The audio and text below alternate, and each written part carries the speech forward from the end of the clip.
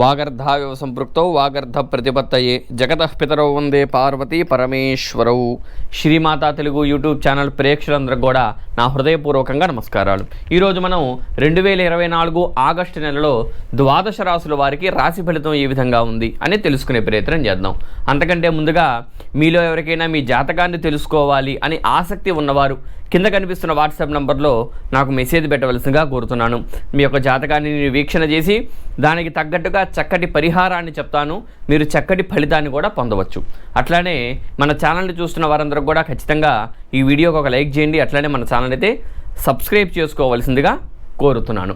ముందుగా గ్రహ మార్పులు చూసినట్టయితే రవి 17వ తారీఖున కర్కాటకంలో నుంచి తన స్వస్థానమైన సింహరాశిలోకి చేరబోతున్నాడు 17వ తారీఖు తర్వాత కుజుని చూసినట్టయితే 26వ తారీఖు దాకా ఈయన వృషభంలోనే గురువుతో కలిసి ఉంటున్నారు. ఆ తర్వాత బుధుడిని చూసినట్టయితే వక్రంలో ఉన్న బుధుడు ఆగస్టు 11వ తారీఖున కర్కాటకానికి చేరబోతున్నాడు. ఆ తర్వాత గురువుని చూసినట్టయితే ఈయన వృషభంలోనే ఉంటున్నాడు. తర్వాత శుక్రుని చూసినట్టయితే 25వ తారీఖు దాకా కూడా ఈయన సింహంలోనే ఉండి ఆ తర్వాత కన్యారాశిలోకి చేరబోతున్నాడు శుక్రుడు. ఆ తర్వాత మనందరికీ తెలిసినట్టే శని వచ్చేసరికి కుంభంలోనే ఉంటున్నాడు.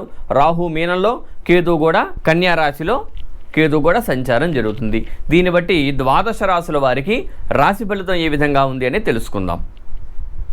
ఇప్పుడు మీనరాశి వారికి ఏ విధంగా ఉందో తెలుసుకునే ప్రయత్నం చేద్దాం. మీనరాశికి చూసినట్టయితే ఇక్కడ లగ్నంలో రాహు, సప్తమంలో కేతు. ఇక్కడ ఎప్పుడైతే లగ్నంలో రాహు, సప్తమంలో కేతు ఉంటారో ముఖ్యంగా దంపతులకు అంత అనుకూలత లేదు అనే చెప్పాలి. అట్లనే లగ్నాధిపతి అయిన గురువు కూడా తృతీయంలో ఉన్నాడు. లగ్నాధిపతి అయిన గురువు తృతీయంలో ఉంటే విద్యార్థులకి అంత అనుకూలత లేదనే చెప్పాలి. చక్కగా వారికి విద్య తగ్గట్టుగా ఉద్యోగం రావడం కానీ, లేదు విదేశాలకు వెళ్ళి విద్యా చదువుకోవడానికి విదేశాలకు వెళ్ళాలనుకోవడం కానీ ఇట్లాంటివన్నీ కూడా అంత అనుకూలత లేదనే చెప్పాలి. అట్లాంటి కుజుడు కూడా తృతీయంలో ఉండి కుజుడు కొంత అనుకూలిస్తున్నాడు.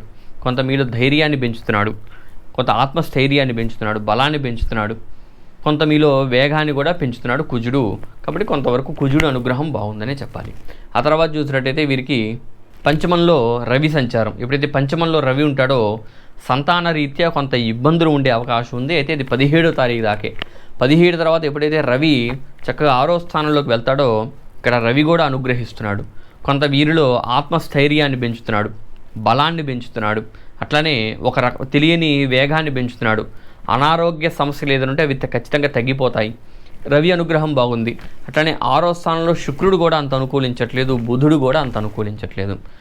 ఎప్పుడైతే రవి వస్తాడో కొంత అనుకూలత పెరుగుతుంది. అప్పటిదాకా అంత అనుకూలత లేదని చెప్పాలి. ధనపరంగా ఇబ్బందులు, అట్లనే ఆరోగ్యపరంగా కొంత ధనాన్ని ఖర్చు చేయడం, చర్మ సంబంధిత అనారోగ్య సమస్యలు వచ్చే అవకాశం ఉంది. కొంత జాగ్రత్త తీసుకోవాలి. ఆ తర్వాత ఇందా చెప్పున్నాం కదా, సప్తమంలో కేతు కూడా అంత అనుకూలించట్లేదు, దంపతులకి బాగాలేదు. వీరికి ముఖ్యంగా చూస్తే వ్యయంలో శని సంచారం, ఆయన వక్రంలో ఉన్నాడు. ఎప్పుడైతే శని కూడా వీరికి వక్రంలో ఉన్నాడో ఇక్కడ కొంత అనుకూలత పెరుగుతుందని చెప్పాలన్నమాట. ఎప్పుడైతే శని వీరికి వెనక్కి వెళ్ళిపోతూ ఉంటాడో కొంత శని అనుగ్రహం బాగుందనే చెప్పాలి.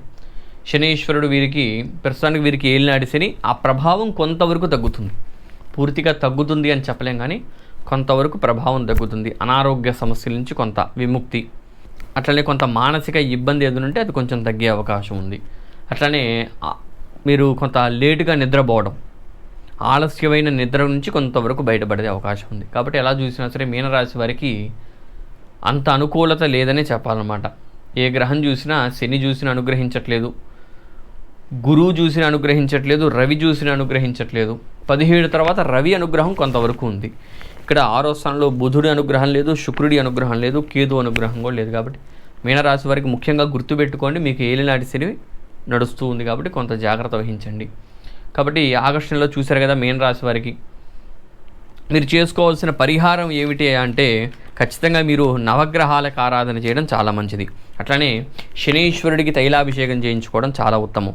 మొత్తం శివ కుటుంబం మొత్తానికి కూడా ఆరాధన చేయడం చాలా మంచిదనే చెప్పాలి. అట్లనే విష్ణు కుటుంబానికి కూడా, అంటే విష్ణుమూర్తికి, లక్ష్మీ అమ్మవారికి, గరుత్మంతుడికి, ఆంజనేయ స్వామికి, అట్లా అందరికీ చక్కగా సకల దేవతలకి ఆరాధన చేయడం చాలా ఉత్తమం అనే చెప్పాలి. అట్లనే దత్తాత్రేయ స్వామి కూడా మీరు పూజ చేయడం మీనరాశి వారికి చాలా మంచిదనే చెప్పాలన్నమాట.